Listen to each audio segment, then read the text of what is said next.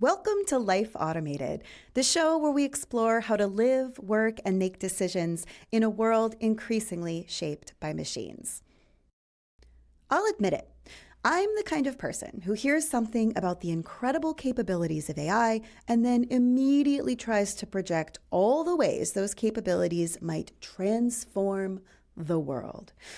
That's actually one of the goals of this podcast, to try to determine how many of these mental leaps are grounded in evidence. And sometimes I talk to someone and I'm like, yeah, this is a really big deal. Today's conversation, not that. I'll be talking to Justin Reich, a researcher and director of the Teaching Systems Lab at MIT, about AI's likely impact on K-12 education. This is not my first conversation about AI in education. I recently spoke with one of my colleagues at Kellogg, Sebastian Martin, who has entirely reimagined many aspects of how he teaches his MBA students, in ways I find pretty inspiring. But he's admittedly an edge case. Like if you accidentally ended up having Beethoven as your piano instructor and he gave you a warped sense of what piano lessons typically look like. Justin Reich, on the other hand, does have a sense of what lessons typically look like. Not those designed by tech-savvy professors at top-ranked business schools, but in the rest of the world, where budgets are limited, professional development is scarce, and time again, technology has entered the classroom only to fail to live up to its promise.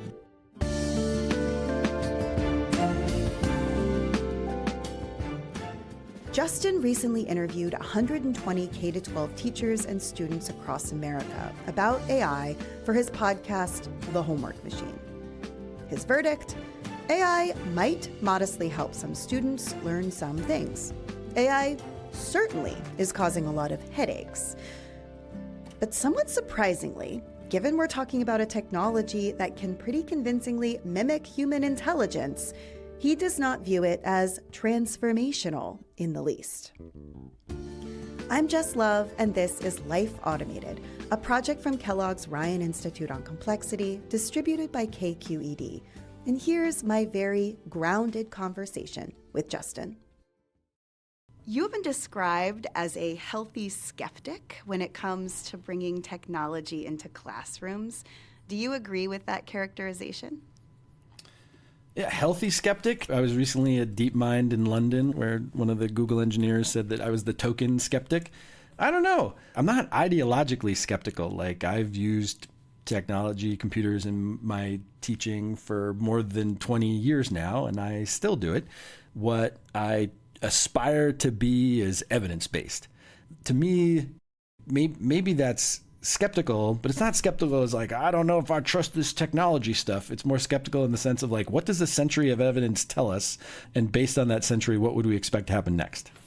Well, it seems like you're kind of in a position to interview yourself. So I'm just going to ask you the question you asked yourself. What does a century of experience with technology tell us about this current moment? The first things that happen when teachers get access to new technologies is they use them to extend existing practices. So they do whatever they were doing before, but with the new technology. So we used to write our notes on chalkboards, and then we wrote our notes on whiteboards, and then we put them on acetate sheets, and then they got projected onto smart boards and to LCD projectors. It's the same notes. We just reproduce them in all these different formats. If you give teachers enough time and support and coaching, they will invent new kinds of practices. Unfortunately, the second pattern that we see is that where there are benefits to new technologies, they tend to disproportionately benefit the affluent. They benefit people with the financial, social, and technical capital to take advantage of new innovations. So for instance, in 2012, we invented these massive open online courses. And the main thing that we found is that they were pretty good for helping people earn their second master's degree. So if you were already educated, already affluent person, there are these great new opportunities for you. And it turned out that they really weren't very good at helping onboard new kinds of students into the higher education system. The third pattern that we see over and over again is that technologies are only as powerful as the communities that guide their use. So we're constantly hoping that we can invent the software or these machines. You just sort of download things onto a bunch of people's computers and all of a sudden learning gets better. And that essentially never happens. What can happen, where you can see improvements in learning, is when teachers have time to experiment and to try new things and to collaborate with their colleagues. Principals come up with new disciplinary standards, students learn new routines, families learn new ways of helping people. When whole communities have a chance to make improvements, across the curriculum and lesson planning with technologies, that's when we can sometimes see some benefits. And we should typically expect that benefits are modest, because the benefits of anything that we do in educational settings are typically modest. If you want to make education better, what you're usually doing is like putting your shoulder to the wheel for a long time and being like, oh, it's 1% better this year. That's great. Let's see if we can make it 1% better again next year, which is, of course, not at all what techno-utopians want to have happen or describing have happen, where there's this giant disjunction with the past and everything is better afterwards. I mean, it's kind of fun to think that way. There's not a lot of historical evidence for it. And I think the reason why I critique that approach the most is that it tends to be where you see people wasting a lot of time and money. So let's do a couple of examples here. So can you give us a couple of examples of times when techno-utopians came in and said, this is it, this is going to change everything, and then what actually happened?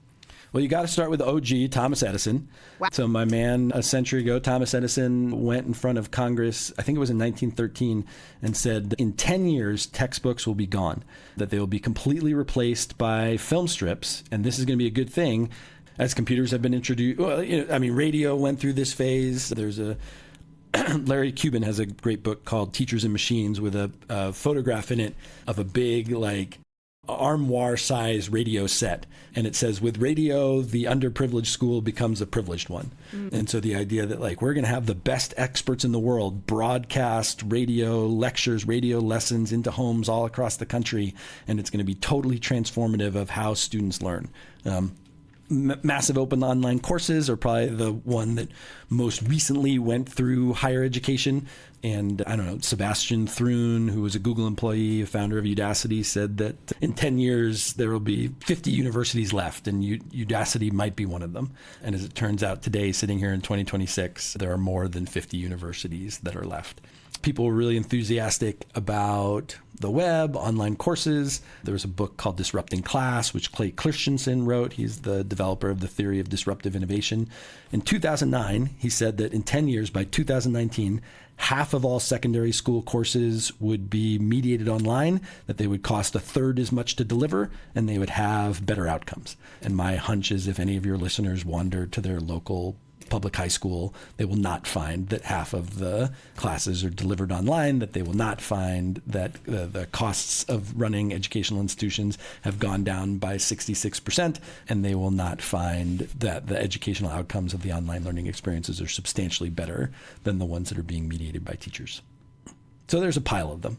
Now, this does not mean that these previous technologies haven't changed anything about the classroom experience, or that they didn't feel, in small ways, kind of magical. Here's a story Justin likes to tell, one from before he became a researcher, back when he was a teacher. So when I went to go get my first teaching job, the department head was interviewing me the summer before, and he said, "Can you teach world history?" And I said, "No, but I promised that if you hire me by September, I'll figure out how to teach world history." And he said, "Well, maybe." And he said, "All right, one more thing. You're going to be teaching in this kind of trial classroom where there's a cart of laptops in the corner. There are these blue and orange clamshell MacBooks, this sort of iconic form factor." And he said, and we've used ninth grade world history as sort of a testing bed this was in 2003, to see how these new computers could affect teaching and learning. I said, "You put a cart of bananas in the back corner of the classroom and I'll teach with them. I just really need this job." And he went ahead and hired me. And it was really fun teaching in that classroom. It was a moment where the world's government and archives and museums were rapidly digitizing primary sources. And so as a history teacher, with those computers, I could really do things that were quite different from my own high school education, where, maybe I had a book of primary source documents with 20 documents in it or something like that. And now I can, you just sort of imagine I want to teach my students about the Harlem Renaissance. Oh, the Smithsonian has 20,000 song sheets from the Harlem Renaissance. They can each study their own document, which maybe nobody has looked at in the last 100 years or something like that. Now, Justin says this was great. His students got a taste of what real historians do, find their own sources and documents and interpret them. But it also came with some hidden costs, in many ways much greater than those of the computers themselves. I was working in a private school, and I also recognized that the kinds of resources that were required to keep those computers running, to keep them charged, to keep our networks running, to find the productive things that students were doing and to highlight them, to find the malicious things that students were doing and stop them, was an enormous amount of resources. And so the sort of incredible possibility of what students and me as a teacher could do with new computers was always balanced against the challenges and realities of turning those new affordances into everyday routines of learning that really help students. So, fun, genuinely interesting, but not necessarily a game changer, and very resource intensive. I could see where this was going, and I wanted to know, is ChatGPT really just computers in classrooms all over again? Yeah, well, what is different, if anything, about generative AI? Well, I think we will, by and large, see those same kinds of patterns. I mean, people get really enthusiastic about the new technology that are in front of them to the point of dismissing the magic of previous technologies. There's sort of argument that emerges, which is kind of like, I'm calling it the web was meh. Like you hear people say like, well, you know, this AI thing is just totally different. I mean, like, what could the web have possibly done? And I was like, my guy, we took a handheld supercomputer and we put it in the pocket of every child 13 years older or older in the networked world. We connected them to basically the world's corpus of information, to every person they know, to every expert you can possibly imagine.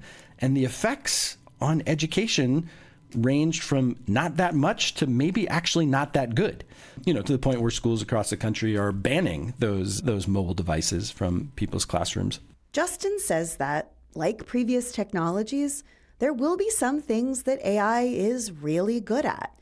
They just won't be, in his words, transformative. They seem to be pretty good at translation. Like maybe that will become less expensive and that will be sort of helpful, but it's going to find that it's not transformative to schools because like just translating materials is not like the only thing you need to unlock educating, you know, students that come from all over the world and speak all kinds of different languages. I'm kind of enthusiastic about writing feedback, maybe. You know, one of the things we know is that like you need a lot of feedback to improve at things, and the machines seem to be able to generate reasonable writing feedback. But then you get other kinds of reports from classrooms that are like, yeah, my students really just want feedback from me, the human being teacher in the room, because it turns out that most of what motivates us to learn is our social relationships with one another. And it doesn't seem like social relationships with chatbots is a very promising direction for humanity to go. Well, there is at least one kind of disruption that absolutely is happening in schools right now. So this very deep intel comes from my husband. He is a Chicago public school teacher. He teaches at a high school. And so I asked him, I was like, all right, I'm going to talk to this ed tech expert. Like, give me the lowdown. Like, what is happening in your high school? And so he had a number of things to say. And so I am going to share these with you. I think we'll do it like one at a time. And you can tell me if you are in any way surprised by this. So to prevent students from using these chatbots to just do entire homework assignments, there's been a big shift toward in-class assignments done on paper, which does seem to help with that cheating problem, but it introduces another challenge, which is that you're then not spending that class time actually doing instruction. Yeah, happening all over the place, happening in universities, happening in lots of different contexts. Definitely one potential thing to be sad about is that, if you believed it could be possible that 5 years ago, you could send students home to write stuff and be reasonably likely that they would write stuff. And then you could use class for the time of being together and engaging with one another. And now it sounds like your husband, like many other teachers, believes if I want to read something that my students have actually written, I pretty much have to put them in a room and watch them write it themselves. Yeah, I think it's quite possible that there are millions of fewer minutes of homework being assigned than in previous years. And if you believe homework gives students practice that's valuable for their learning, then that could be a massive drawdown in the amount of learning time that students are doing. So he and his colleagues have not entirely given up on the idea of homework, but what they've done is try to use technology to fight technology. So he and his colleagues pay out of pocket, mind you, for a Google Doc extension that shows them a detailed history of the revisions made to a document. So the idea is you can actually see a video of an essay being constructed in real time, kind of sped up. And the downside is that it is still possible for students to cheat. They ask ChatGPT to write the essay, and then they're literally sitting there like typing the essay from ChatGPT into Google Docs at like roughly a pace that they think it would look like, a 17-year-old comes up with thoughts in a unique manner and things like that. It's kind of an interesting learning experience for the students, but obviously they're not learning the thing that they're supposed to be doing. Yeah, like the best possible use of your husband's expertise is not surveilling students' writing. I think we could find that as we ramp up the level of surveillance in schools, that's really not good for a democratic society. That a certain amount of privacy, a certain amount of freedom from surveillance is actually necessary for the republic to continue as a republic. In the context that he's in, what he's doing is sensible, but if you aggregate that context across a lot of classrooms, you're like, oh, that could be really bad, actually. Yeah. And I'll share one more with you. And then, so the last thing he mentioned is building, he calls it layers of resistance. So for an essay, this might mean breaking down an assignment into a bunch of different pieces. Then students do each piece separately. And then once they've already done that work, they then combine it into a longer piece. So you are making it easier to do the eventual assignment yourself, since you've had to do earlier parts yourself before. But you're also making it harder to cheat, because that would be, just a lot more difficult to cheat at each of those steps and then combine them into cheating. And again, he says it's fairly effective, and that's kind of like his favorite strategy right now. I asked him, I said, well, is this having the effect of requiring your students to kind of use training wheels to think longer than they would otherwise? So training wheels to think is oftentimes better than we imagine it is. There's a group of educational researchers that are interested in this set of ideas called cognitive load theory. And an idea that we often have is that people become experts by behaving like experts. And they sort of argue, no. When people develop expertise, it looks quite different than being an expert. But I mean, you do, I think, Jess, have a good intuition there, which is like, man, at some point, the kids, like before they leave high school, probably just need to be able to write the essay. Like that, it seems like that would be a pretty good thing, that we would want young people to be able to independently generate an argument in prose. At least for the last 30 years, we've thought that's a pretty good idea to do, with computers in particular. And boy, is generative AI making it hard for teachers to assign that task that we think is pretty good. But after going into these specifics, wouldn't you agree that this is pretty transformative in terms of what students are actually doing during the school day? I mean, definitely not transformative in the sense of, boy, this is great. Justin really wouldn't take the bait here. He was adamant. No, we don't have any great evidence that how teachers and students actually spend their days, think lectures, group work, has really changed that much over the past couple of years, or for that matter, the past few decades. Even if take-home essays are basically off the table now. But I kept at him. That's after the break.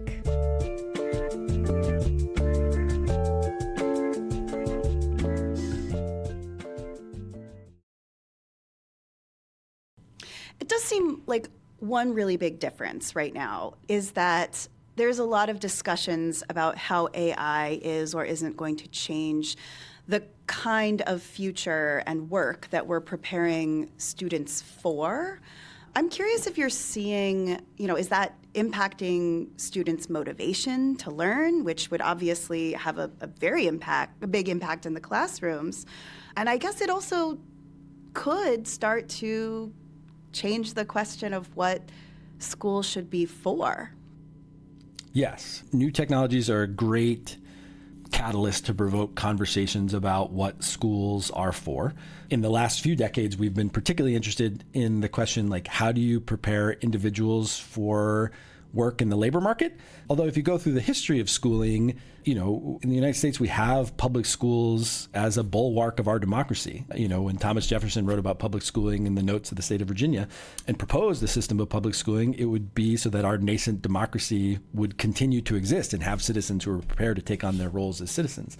But citizenship is going to change with generative AI too. And so we should be thinking about some of those kinds of changes.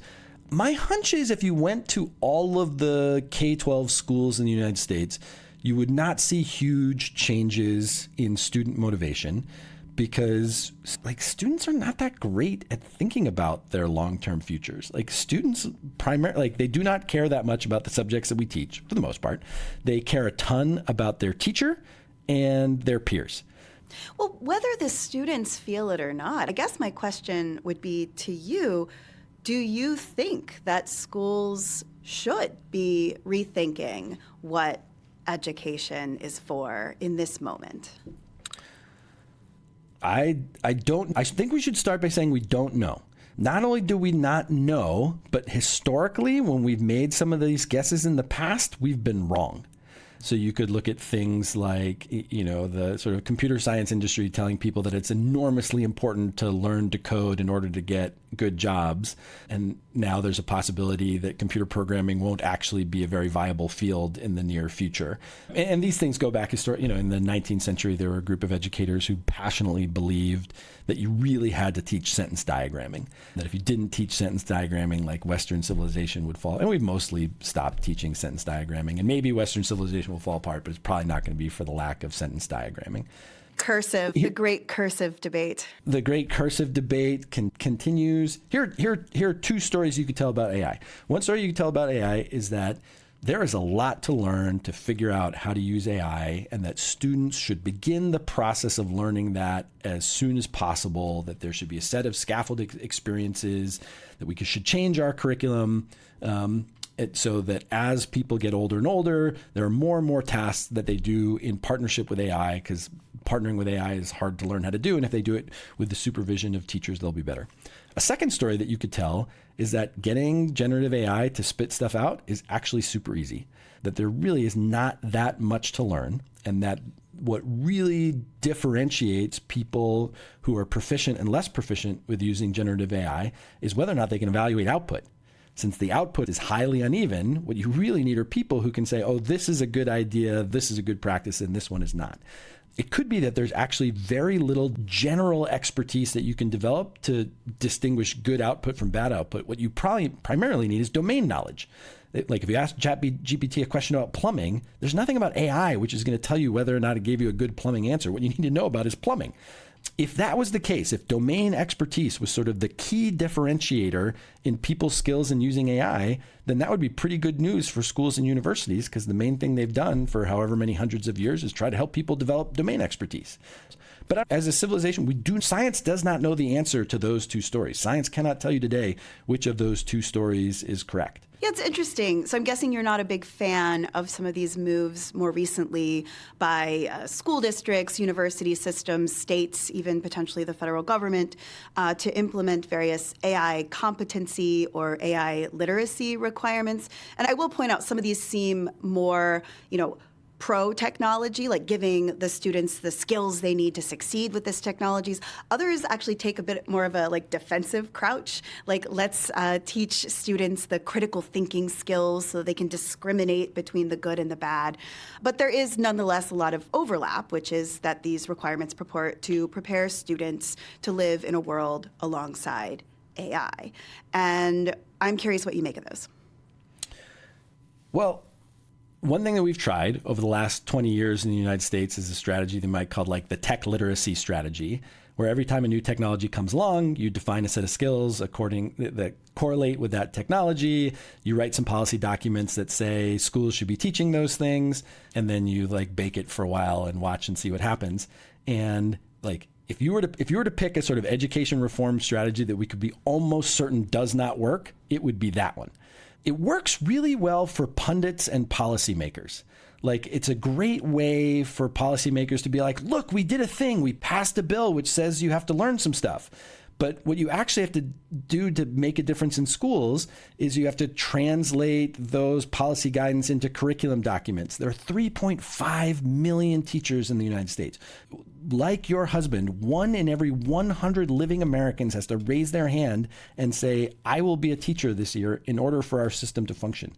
To improve the capacity of 3.5 million people is mind-bogglingly complex. You could probably tell me the number of minutes or hours that your husband has gotten for, AI-related professional development, and I bet the number is not super high. What I'm sure of is the number is not commensurate to some kind of transformational change.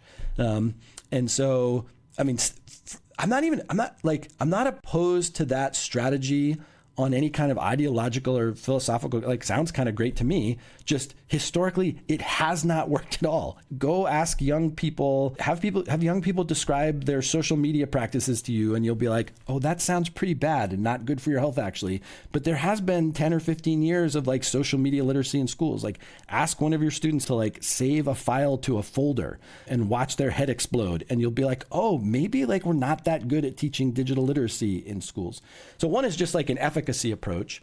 But even if you believe that general approach would work, you have to sort of ask the question, what kinds of things are we going to stuff into that AI fluency and AI literacy? What should that be? And I think we really, to this day, don't know. So I mentioned before that I went to DeepMind the other day in London, and I cornered every engineer I could find. And I said, do you know how to train a junior engineer to code with a co-pilot? I asked in big groups and small groups, one-on-one. There was not an engineer or program manager there who told me yes. Every single one of them told me, we do not know how to do that. DeepMind, Google's elite AI laboratory. Justin went to a conference there about AI and education.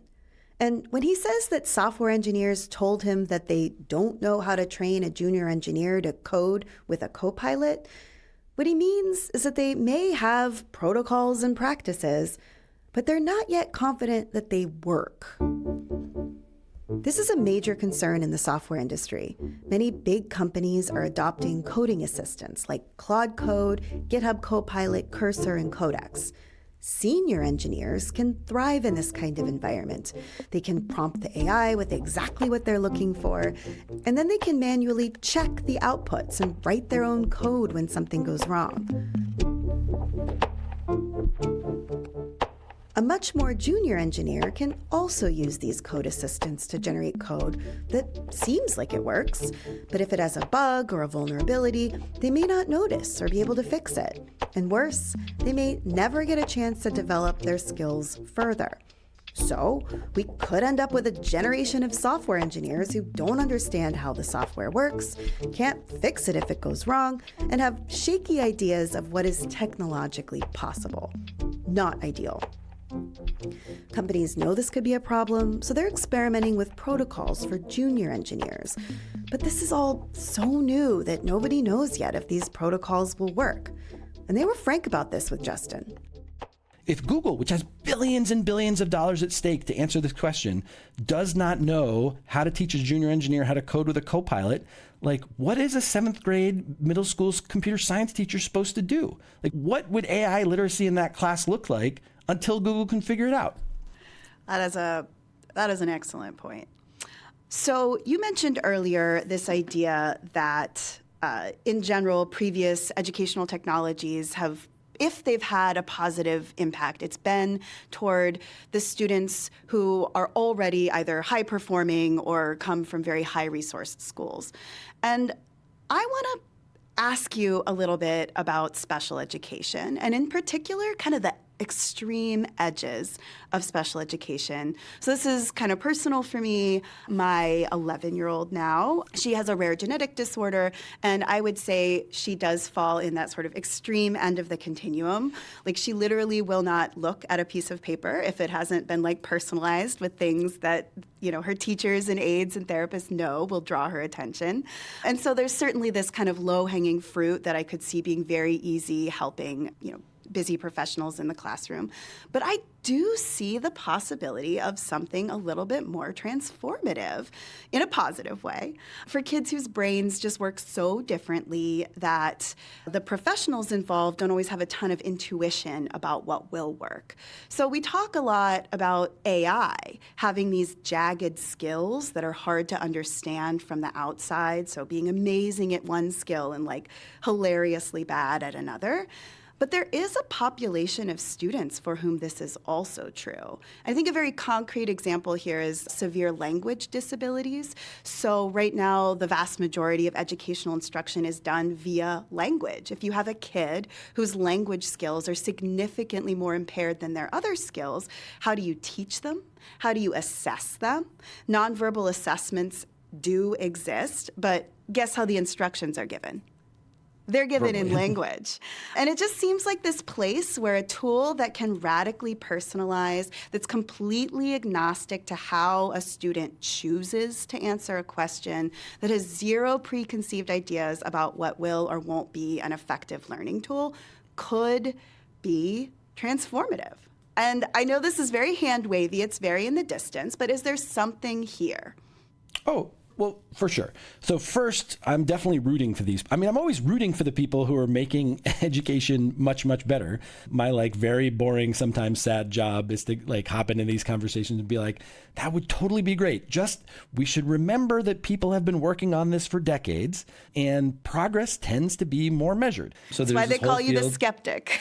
This whole field called universal design for learning, which, has observed for a long time. Sometimes better to think of curriculum as disabled than people as disabled. The curriculum is just not presenting information in ways and in mechanisms that people with different kinds of ability can access. And so we should do a better job of reinventing our curriculum. And, in fact, as we start bringing generative AI into the application of these kinds of things in special education, we don't have to start from scratch. We can start from decades of effort of people using computers to do these same kinds of things. Translation is one thing that we mentioned, putting learning resources into different kinds of modalities. So if there are people who don't read text well, then we can just have the machines speak the text. A strategy that we've tried a lot is to build just-in-time learning supports for people into resources, saying okay, if this learning resource in its current form isn't working for you, push this button and it will talk, push this button and the reading level will change, push this button and this other kind of feature of it can be modified to suit your needs. What we found historically is that the kids that we most want to push those buttons are not the ones who push the button. The high performing kids push the help me button, and the kids who we most wish would push the give me some extra resources or change this to support me button would. When we talk to teachers across the country, adapting resources to folks with different kinds of abilities is one of the things that they're most enthusiastic that generative AI technologies might be able to help them do. And I'm rooting for them. And I hope that there are companies that figure out ways of doing this more sustainably and at scale. And I wouldn't be surprised if we saw some potential benefits from that. And those benefits are most likely to emerge not in the places where people download the software that personalizes things for students with different learning capacities and things like that. It's going to be where whole communities are able to rethink the way that they do special education in the context of that. And, it's probably going to be that students who live in more affluent places are going to have the kinds of systemic resources that allow for all that training and adoption to occur.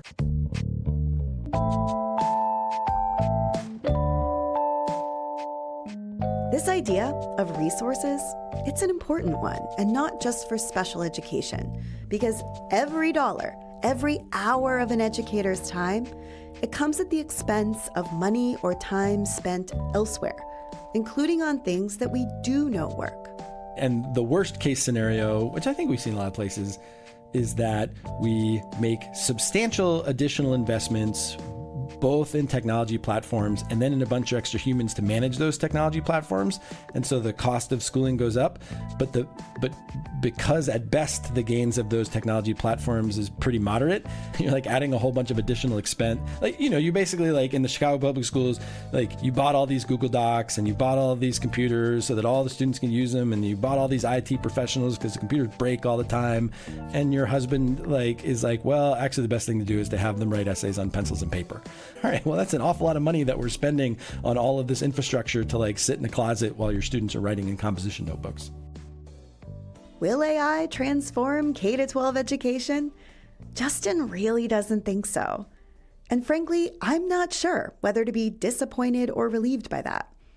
Like, there is something reassuring about a world where students continue to learn the same kinds of things that I learned when I was in school. It's certainly preferable to one where the whole educational system grinds to a panicked halt because they've decided students don't need to learn anything anymore.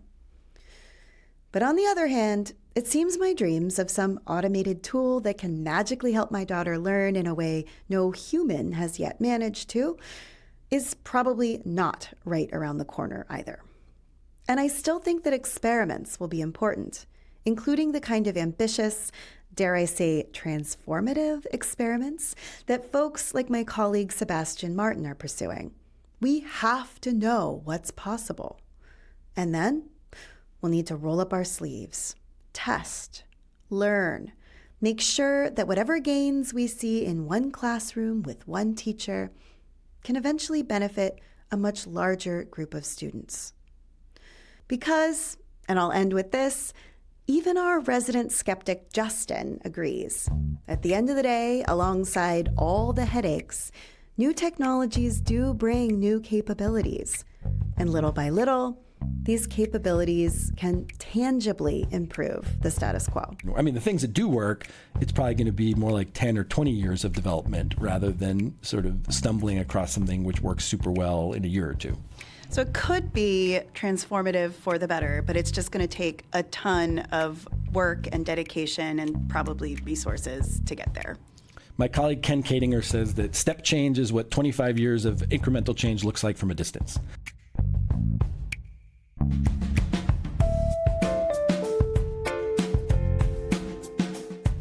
I'm Jess Love. Life Automated is a project of the Ryan Institute on Complexity at the Kellogg School of Management at Northwestern University. We're distributed by KQED. Special thanks to today's guest, Justin Reich. Jesse Dukes is our producer, music by Stephen Jackson, recording help from Will Feeney and George Christensen, marketing support from Ananya Malabragada, administrative support, recording, and wise counsel from Stacia Sliger.